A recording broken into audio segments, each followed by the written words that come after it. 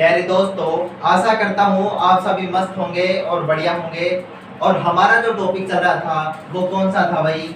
आणविक जैविकी। आणविक जैविकी के अंदर अपन ने जो न्यूक्लियोसाइड है इसके बारे में पढ़ लिया था कि भाई पेंटोस शर्करा है, और पेंटोस शर्करा के साथ में अगर नाइट्रोजनी क्षारक, नाइट्रोजनी बेस अगर जुड़ते हैं तो न्यूक्लियोसाइड का निर्माण हो जाता है। और न्यूक्लियोसाइड के साथ में अगर H3PO4 या फॉस्फेट समूह, ठीक है ना, फॉस्फोरिक एसिड अगर जुड़ता है तो किसका निर्माण हो जाता है? न्यूक्लियोटाइड का। और ऐसे ही बहुत सारे जो न्यूक्लियोटाइड हैं वो जुड़ेंगे तो सीधी सी बात है किसका निर्माण करेंगे? पॉलीन्यूक्लियोटाइड का। अब पॉलीन्यूक्लियोटाइड जो श्रृंखला है इसके बारे में अपन ने पढ़ तो लिया कि भाई ऐसे ऐसी स्ट्रक्चर बनती है, लेकिन जो आगे संरचना बनेगी वो कैसे बनेगी? ये पॉलीन्यूक्लियोटाइड श्रृंखला है। अब इसका निर्माण कैसे होगा? पॉलीन्यूक्लियोटाइड श्रृंखला का निर्माण करने से पहले किसका निर्माण करेंगे? न्यूक्लियोसाइड का निर्माण करेंगे। किसका निर्माण करेंगे? न्यूक्लियोसाइड का। पहले न्यूक्लियोसाइड का निर्माण और उसके बाद में किसका निर्माण होगा भाई? न्यूक्लियोटाइड का। न्यूक्लियोटाइड का। तो इसके अंदर कुछ वर्ड जो है वो आप लोगों को याद रखने होंगे। इसमें पहला वर्ड क्या होगा? जैसे हम लोगों को पता है भाई नाइट्रोजनी क्षारक है और प्लस में अगर पेंटोस शर्करा जुड़ जाए तो क्या होगा भाई? वो न्यूक्लियोसाइड होगा। न्यूक्लियोसाइड, और न्यूक्लियोसाइड तो ये हो गया। और न्यूक्लियोटाइड क्या होगा भाई इसका? न्यूक्लियोटाइड, ठीक है। या यहां पर ऐसे लिख दो पहले, ये क्या होगा? यहाँ नाइट्रोजनी बेस कर दो। नाइट्रोजनी क्षारक कौन से होंगे? यहाँ मैं लिख देता हूँ न्यूक्लियोसाइड, और यहाँ क्या हो जाएगा भाई? न्यूक्लियोटाइड हो जाएगा, ठीक है। ये हो गया न्यूक्लियोटाइड। अब देखो नाइट्रोजनी जो बेस है उसमें पहला कौन सा है? एडिनिन। अपन ने लिया भाई एडिनिन, और एडिनिन के साथ में अगर क्या जोड़ दिया? यहाँ पर देख लो नाइट्रोजनी बेस है और साथ में पेंटोस शुगर है।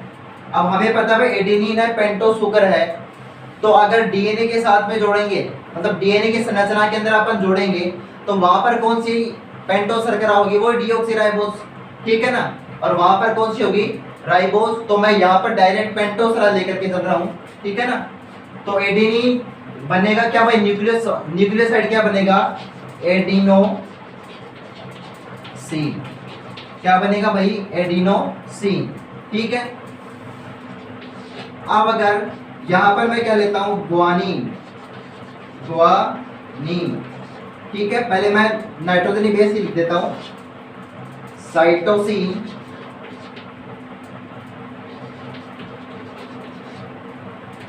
थाइमीन और यूरेसिल, ठीक है। यूरेसिल, ये हो गया।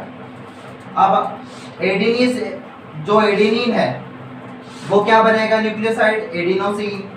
ग्वानिन है, ये क्या बनेगा भाई? ग्वानोसिन बनाएगा। क्या बनेगा? ग्वानोसिन।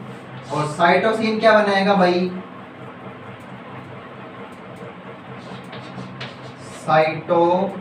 साइटिडीन बनाएगा। क्या बनाएगा? साइटिडीन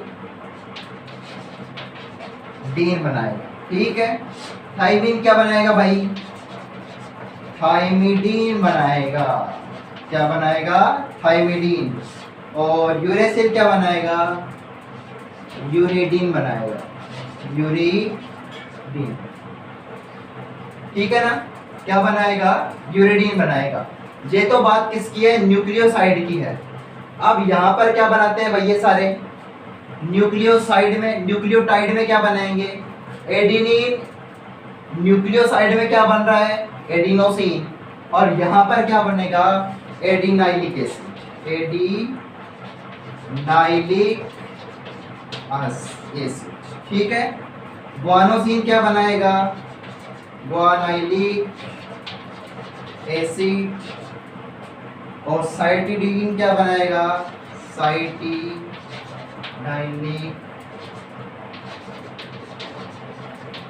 एसिड, ठीक है। और यहाँ पर थायमीन क्या बनाएगा, थायमीन डाइलिक एसिड। और यूरिडीन क्या बनाएगा, यूरिडाइलिक एसिड। तो इस प्रकार ये किसका निर्माण हो गया, न्यूक्लियोसाइड और न्यूक्लियोटाइड का। ठीक है, नाइट्रोजनी बेस है सारे, एडेनिन, गुआनिन, साइटोसिन और थायमीन। ठीक है दोस्तों, यहां न्यूक्लियोसाइड क्या बनेगा, एडिनोसिन, गुआनोसिन, साइटोसिन और साइटिडीन और थायमिडीन और यूरिडीन बनेगा। ठीक है, ये क्या हो गया, यहां पर क्लियर हो गया। अब बात आती है इसकी हिस्ट्री की, कि भाई जो आनुवंशिक पदार्थ अपन डीएनए के बारे में अपन पढ़ रहे हैं, उसके बारे में सबसे पहले बताया किसने था। ठीक है, किस वैज्ञानिक ने उसकी खोज की थी, इसके बारे में अपन देखेंगे। तो सबसे पहले जो आनुवंशिक पदार्थ है, इसके बारे में किसने देखा था भाई, वो थे फ्रेडरिक मिस्चर।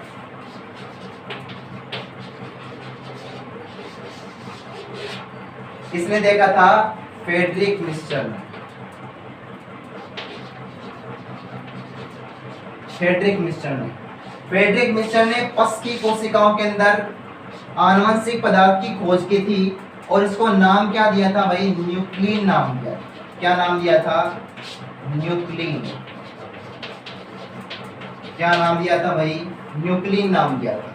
ठीक है ना, हिस्ट्री में क्या पढ़ रहे हैं अपन, फ्रेडरिक मिस्चर ने सबसे प्रथम, फ्रेडरिक मिस्चर, ठीक है ना, सर्वप्रथम आनुवंशिक पदार्थ की खोज की थी और इसको नाम क्या दिया था भाई, इसने न्यूक्लिन नाम दिया था। ठीक है, क्लियर है सभी के। अब देखो आगे, इसके बाद में वैज्ञानिक आए थे मॉरिस विल्किंसन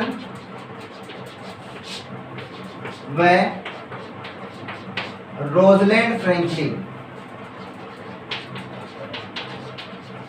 मॉरिस विल्किंसन और रोजलैंड फ्रैंकलिन, ठीक है ना, इन्होंने भी क्या किया था, इसका डिस्कवर किया था और एक्सरे क्रिस्टलोग्राफी के द्वारा किया था। ठीक है ना, एक्सरे क्रिस्टलोग्राफी के द्वारा इसका अध्ययन किया था। और उसके बाद के अंदर वाटसन और क्रिक,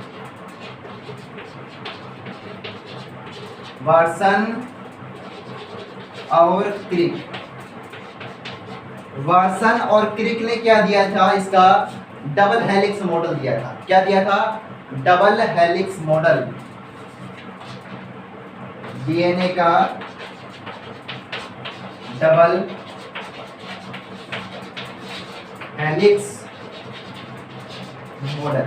ठीक है, डीएनए का डबल हेलिक्स मॉडल किसने दिया भाई, वाटसन और क्रिक ने। किसका, डीएनए का डबल हेलिक्स मॉडल दिया था भाई, किसने, वाटसन और क्रिक ने। अब वाटसन और क्रिक के अनुसार डीएनए का जो डबल हेलिक्स मॉडल है, इसमें है क्या, मतलब जो डीएनए की जो संरचना है वो कैसी होती है, ये अपन देखेंगे। किसकी संरचना भाई, डीएनए की संरचना। अब डीएनए की संरचना देखो, स्ट्रक्चर ऑफ डीएनए, डीएनए की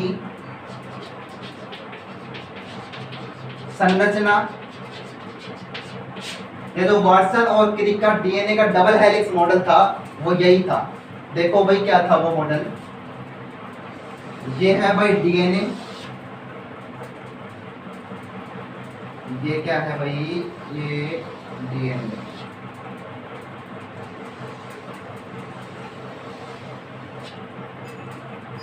ये हो गया भाई डीएनए।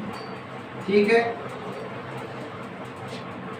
ये इसका 5 प्राइमर सिरा है, ये 3 प्राइमर हो जाएगा और ये यहाँ 3 प्राइमर और ये क्या हो जाएगा 5 प्राइमर। ठीक है, अब डीएनए के जो डबल हेलिक्स मॉडल है, वाटसन और क्रिक ने जो मॉडल दिया था, अब उसमें क्या था भाई, अपन ने पहले पढ़ लिया जब न्यूक्लियोटाइड अपन ने पढ़ा था कि पॉलीन्यूक्लियोटाइड श्रृंखला का निर्माण होता है, वो 5 प्राइमर से बहुलीकरण होगा और किधर 3 प्राइमर की ओर होगा। ठीक है ना, किधर होगा 3 प्राइमर की ओर। अब अपन देखेंगे कि जो डीएनए की संरचना है, इस संरचना के अंदर क्या क्या पाया जाता है। अब देखो इधर ये डीएनए की संरचना है। अब डीएनए की संरचना के अंदर क्या होगा, इसमें हाइड्रोजन बॉन्ड पाए जाते हैं। क्या होते हैं भाई, हाइड्रोजन बॉन्ड होते हैं। मैंने पहले ही बता दिया था आप लोगों को भाई, हाइड्रोजन बॉन्ड के कारण ही क्या होता है भाई, डीएनए स्थायी होता है। हाइड्रोजन बंध के कारण ही डीएनए क्या होता है, स्थायी होता है। भाई ये तो स्थायित्व की बात होगी, भाई स्थायी क्यों होता है।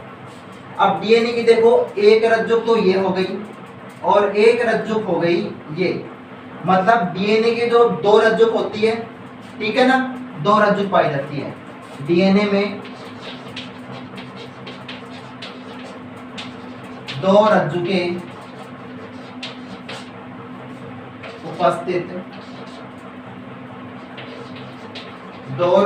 उपस्थित होती हैं। मतलब डीएनए में दो पॉलीन्यूक्लियोटाइड चेन उपस्थित होती है, ठीक है। डीएनए में दो पॉलीन्यूक्लियोटाइड चेन उपस्थित होती है। अब डीएनए के अंदर एक पॉलीन्यूक्लियोटाइड चेन तो ये हो गई और एक पॉलीन्यूक्लियोटाइड चेन ये हो गई। लेकिन खास बात क्या है, ये ध्यान रखना कि जो डीएनए की जो दोनों पॉलीन्यूक्लियोटाइड चेन है वो एक दूसरे की क्या होती है, प्रति समानांतर। डीएनए की दो पॉलीन्यूक्लियोटाइड चेन एक दूसरे के प्रति समानांतर होती है, एक दूसरे के प्रति समानांतर होती है। प्रति समानांतर का अर्थ क्या हो गया भाई, एक 5 प्राइमर से 3 प्राइमर दिशा में है, एक 5 डैश से 3 प्राइमर है, तो दूसरी 3 प्राइमर से 5 प्राइमर होगी, दूसरी 3 प्राइमर से 5 प्राइमर होगी। यही तो बात हो गई ना, यही तो क्या प्रति समानांतर है। ये 5 प्राइमर है और इसका प्रति समानांतर क्या हो जाएगा, ये हो जाएगा, ठीक है। अब देखो आगे, ये तो क्या बात हो गई भाई, डीएनए की जो दो श्रृंखलाएं हैं और दोनों की दोनों श्रृंखलाएं एक दूसरे के प्रति समानांतर होती हैं, ठीक। अब एक दूसरे के प्रति समानांतर होंगी।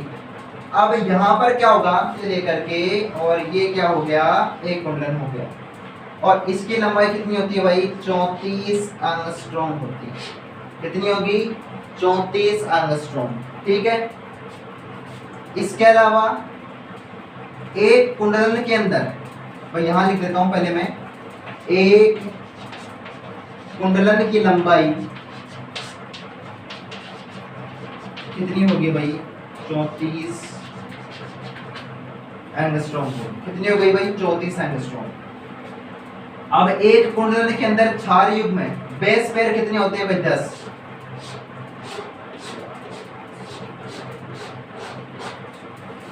एक कुंडलन में कितने बेस पेयर होते हैं भाई, 10 होते हैं। एक कुंडलन में 10 बेस पेयर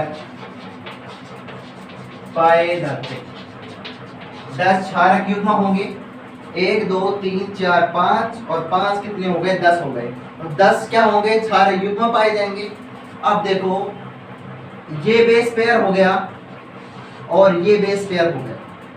अब इन दोनों के बीच की दूरी कितनी होगी भाई, जब इसकी पूरी लंबाई कितनी है, 34 एंगस्ट्रॉम और इसमें कितने बेस पेयर है भाई, 10 हैं, तो इसकी बीच की दूरी कितनी हो जाएगी भाई, 3.4 एंगस्ट्रॉम हो जाएगी, ठीक है। एक कुंडलन की लंबाई कितनी हो गई भाई, 34 एंगस्ट्रॉम और दो बेस पेयरों के बीच की दूरी हो गई 3.4 एंगस्ट्रॉम।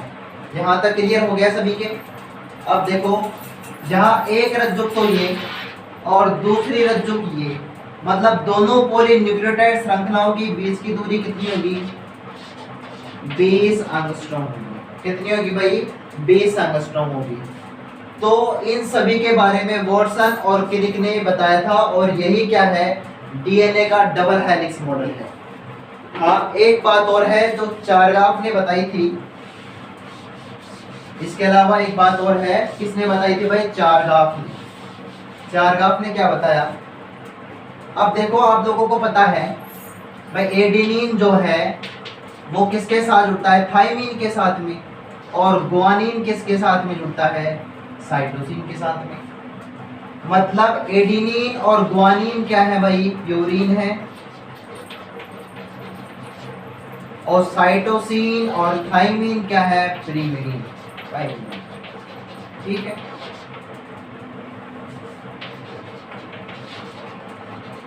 पायरिमिडीन, ये प्यूरिन है और ये पायरिमिडीन है।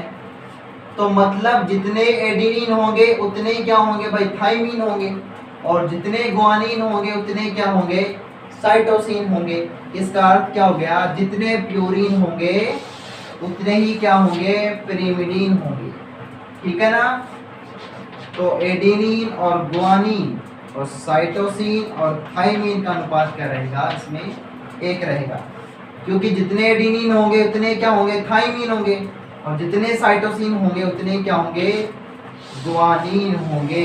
ये क्या था, चारगाफ का नियम। ठीक है, जितने प्यूरिन प्रेजेंट होंगे उतने ही क्या होंगे, यहाँ पर जितने प्यूरिन होंगे उतने ही pyrimidine प्रेजेंट होंगे। ठीक है, अब क्वेश्चन आता है, कई बार क्वेश्चन आता है, कैसा क्वेश्चन आता है भाई, देखो इधर क्वेश्चन में ये पूछ सकता है कि भाई एडेनिन की मात्रा अगर 20% है तो साइटोसिन की मात्रा क्या होगी। इसको अपन निकाल सकते हैं आराम से। हमें पता है भाई एडेनिन की मात्रा कितनी है भाई, 20% है, तो ये भी पता है कि एडेनिन जितना होता है उतना क्या होता है भाई, थाइमिन होता है। इसका भी क्या होगा, 20% ही होगा। जब दोनों का 20% है, बच गया क्या, साइटोसिन और गुआनिन, इनका कितना परसेंट होगा, ये 40% हो गया, बच गया कितना, 60%। तो एक के भाग में कितना आएगा भाई, 30% आएगा। कितना आएगा, 30%। तो इसका आंसर क्या हो जाएगा भाई, 30% आंसर होगा। ठीक है ना। मतलब जितने एडेनिन है उतने क्या होंगे, थाइमिन होंगे। इसलिए यहाँ एडेनिन की प्रतिशतता 20 है, तो थाइमिन की प्रतिशतता भी कितनी होगी, 20 होगी। ठीक है ना। और दोनों को मिला दिया तो कितने हो गए, 40% हो गए। और यहाँ पर गुआनिन और साइटोसिन की मात्रा कितनी हो गई, यहाँ पर 60% हो गई। ठीक है, कितनी हो गई, 60% हो गई। अब इसके बाद में अगला टॉपिक क्या है अपना, वो है सेंट्रल डोग्मा, केंद्रीय सिद्धांत। क्या है भाई, सेंट्रल डोग्मा या केंद्रीय सिद्धांत जिसको बोलते हैं, सेंट्रल डोग्मा, केंद्रीय सिद्धांत, केंद्रीय सिद्धांत। अब सेंट्रल डोग्मा या केंद्रीय सिद्धांत या मूल सिद्धांत जिसको बोलते हैं, ये क्या है भाई, ये सिद्धांत दिया किसने था, क्रिक ने दिया। किसने दिया था भाई, क्रिक ने। भाई इसमें क्या होता है, डीएनए, आरएनए, और ये है प्रोटीन। क्या है भाई, प्रोटीन है। डीएनए से डीएनए का निर्माण होता है, इसको क्या कहते हैं भाई, रेप्लिकेशन या प्रतिकृतिकरण। क्या बोलेंगे भाई, प्रतिकृतिकरण कहेंगे। इसको कहेंगे अनुलेखन,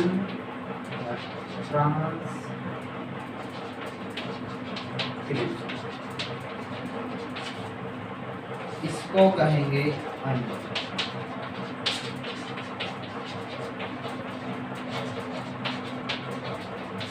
अब देखो सेंट्रल डोग्मा क्या कहता है भाई, केंद्रीय सिद्धांत के अनुसार क्या बात है, डीएनए से डीएनए के जो निर्माण की जो प्रक्रिया है वो क्या कहलाती है, रेप्लिकेशन या प्रतिकृतिकरण कहलाती है। ठीक है। डीएनए से आरएनए निर्माण की प्रक्रिया अनुलेखन या क्या कहलाती है? ट्रांसक्रिप्शन। क्या कहलाती है भाई? ट्रांसक्रिप्शन कहलाती है। किसके निर्माण की प्रक्रिया? आरएनए। आरएनए से प्रोटीन निर्माण की प्रक्रिया, किससे? आरएनए से प्रोटीन निर्माण की प्रक्रिया कहलाती है ट्रांसलेशन या अनुवादन। बात क्लियर है क्या? ठीक है, बात समझ में आ गई ना? डीएनए से डीएनए का निर्माण क्या कहलाएगा? डीएनए से डीएनए का निर्माण क्या कहलाएगा? रेप्लिकेशन। डीएनए से आरएनए का निर्माण क्या कहलाएगा? ट्रांसक्रिप्शन। और आरएनए से प्रोटीन का निर्माण कहलाएगा ट्रांसलेशन या अनुवादन। ये क्या है? सेंट्रल डोग्मा है। अब देखो, इसके अलावा एक सिद्धांत और है, वो किसने दिया था? टेमिन और बाल्टीमोर ने।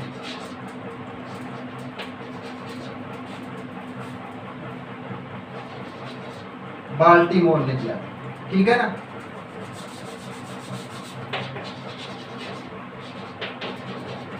बाल्टीमोर, टेमिन और बाल्टीमोर ने दिया था, इसलिए सिद्धांत को क्या बोलते हैं? टेमेनिज्म कहते हैं। टेमिनिज्म कहते हैं।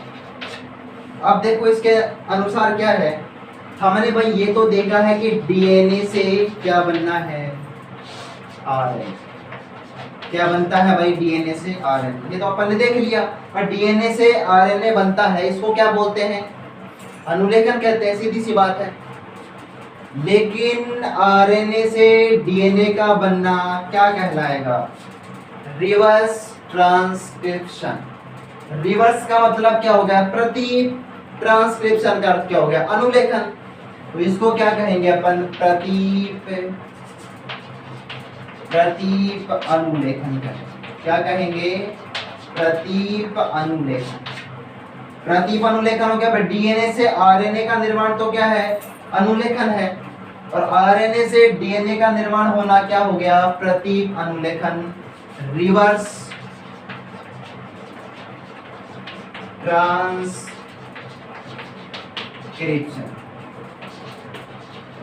रिवर्स ट्रांसक्रिप्शन, ठीक है? रिवर्स ट्रांसक्रिप्शन, आरएनए से डीएनए का निर्माण, ठीक है ना? अब देखो, ये जो रिवर्स ट्रांसक्रिप्शन की जो प्रक्रिया है वो किसमें होती है? जिसमें आनुवंशिक पदार्थ आरएनए होता है। जिसमें आरएनए आनुवंशिक पदार्थ के रूप में काम करता है। वो क्या होंगे? वो कुछ वायरसेस होंगे। कुछ वायरस के अंदर क्या होगा? आरएनए से डीएनए का निर्माण होगा। अब इनमें रिवर्स ट्रांसक्रिप्शन के लिए कुछ ना कुछ एंजाइम भी होंगे, और उन एंजाइमों को क्या बोलते हैं? Reverse transcriptase enzyme. उस एंजाइम को क्या कहेंगे भाई? रिवर्स ट्रांसक्रिप्टेज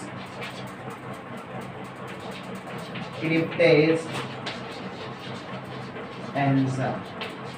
क्या कहेंगे? रिवर्स ट्रांसक्रिप्टेज एंजाइम कहेंगे। भाई अपन ने क्या देखा? आरएनए से डीएनए का जो निर्माण है वो क्या कहलाता है? रिवर्स ट्रांसक्रिप्शन कहलाता है। प्रतीप अनुलेखन। अब ये अनुलेखन की क्रिया किसकी दिशा में, किसकी सहायता से हो रही है? रिवर्स ट्रांसक्रिप्टेज एंजाइम की सहायता से हो रही है। और किसमें होती है? कुछ वायरसेस में होती है, जिनमें आनुवंशिक पदार्थ आरएनए होता है। जिनमें आनुवंशिक पदार्थ क्या होगा? आरएनए होगा। यहाँ तक क्लियर है सभी के? और ये जो क्रिया है वो क्या कहलाती है भाई? टेमेनिज्म कहलाती है। टेमेनिज्म कहलाती है। क्या कहलाएगी? टेमेनिज्म प्रक्रिया कहलाती है। यहाँ तक बात सभी के क्लियर है? चलो भाई, बाकी की बात अगले लेक्चर में करेंगे।